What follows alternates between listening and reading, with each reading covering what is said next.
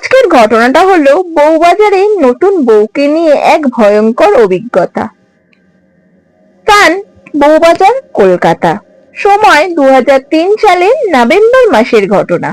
কলকাতার বউবাজার এলাকায় একটা শতাব্দী প্রাচীন বাড়ি ছিল, ঘোষ বাড়ি। সময়টা হবে 2003 সালের শীতকাল। সেই সময় সেই বাড়িতে বউ হয়ে এলো এক নববধূ, নাম সোহিনী।